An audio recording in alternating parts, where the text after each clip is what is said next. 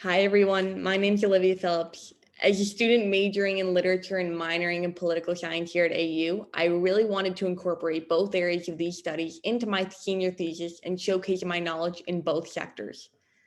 Now, the history of the Renaissance and work that emerged from that era has always piqued my interest, especially after taking several classes and learning about literary giants, including Shakespeare and Machiavelli. For the purposes of this paper, I looked at specifically Richard III through the lens of Machiavelli. In doing that and identifying Richard as a Machiavel, meaning that he valued political expediency over morality, I recognized the impact that the gendering of concepts such as fortune and virtue had on the women. By gendered concepts of fortune and virtue, I mean the shift to their gendered counterparts, virtue and fortuna, which emulate feminized ideals within them. I argue that the villain of Shakespeare's Richard III, Richard, rises to power through the use of Machiavellian tactics. He's ultimately thwarted, however, by the female character's deployment of the gendered concepts of virtue and fortune and the utilization of performative curses. In essence, Richard cares about obtaining the throne and all the power that comes with it quickly, not caring about the way he goes about it or the morality of it all. So for the purposes of my paper, I focus on all four female characters, including Lady Anne, Queen Elizabeth, Queen Margaret, and the Duchess of York, and the ways in which they resist him politically. Initially, I start out by acknowledging how Richard's use of fortune and virtue helped to power his Machiavel being. These two concepts added to the power of Richard and the power he exerted over the women as well as others, including, of course, the famous two princes who were locked in the tower. However, in my paper, I then shift to show that through the gendering of the concepts fortune and virtue to fortuna and virtue, the women are able to forcibly resist their Machiavel Richard. Although the women do not directly dismantle Richard and his power, his Machiavel rule was weakened, consequently resisting the desired oppression he sought to exert over them through his own virtue and fortune. The women in this play recognize Richard's oppression of his subjects, including the silencing, killing, and jailing of family members, enemies, and even allies. Instead of being complicit, they become proactive in their quest to fight the oppression that is directed to them and by others by Richard.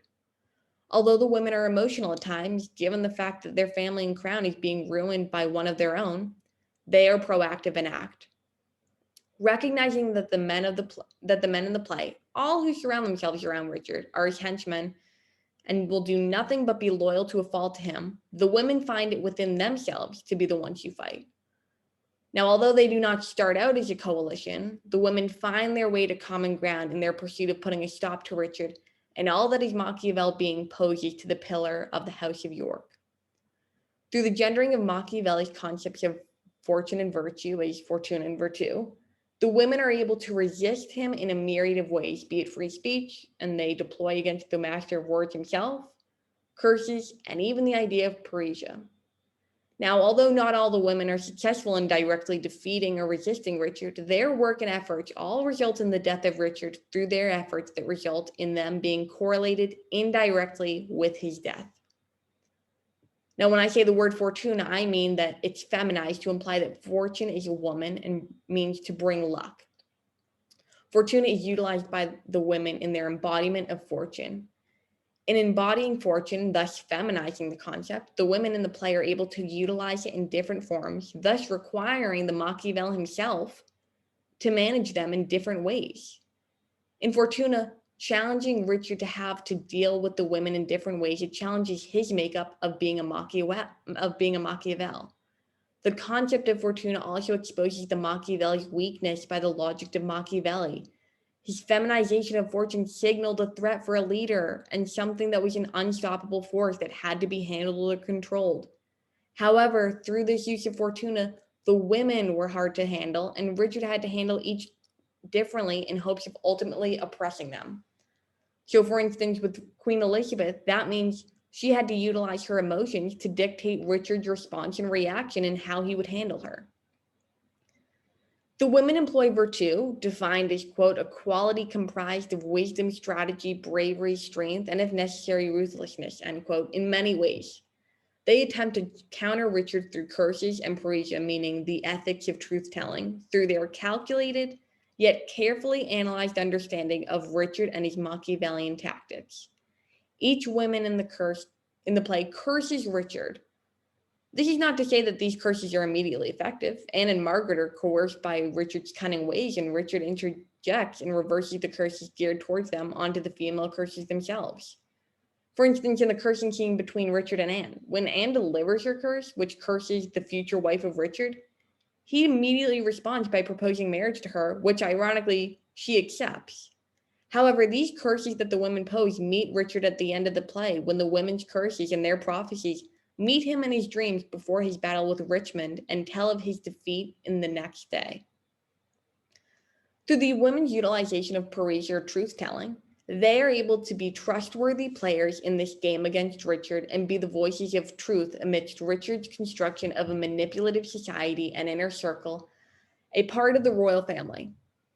Through Parisia, the women are able to gain legitimacy, something that Richard fights so hard to claim, but he never achieves. Given that Shakespeare and Machiavelli have stayed relevant throughout all periods of time and still do today, it was important for me to write about the topic, given the political climate we've all experienced between 2016 and 2020. America's democracy was directly threatened by a Machiavel, a leader who set aside morals and principles in order to gain power and who came so close to destroying our democracy on January 6, 2021. The lessons and warnings of both Richard III and the Prince therefore persist and resonate today.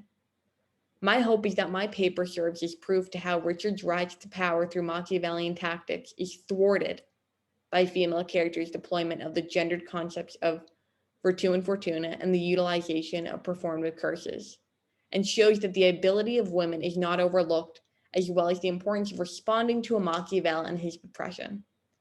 Thank you. I look forward to answering all your questions, and thank you again so much for listening.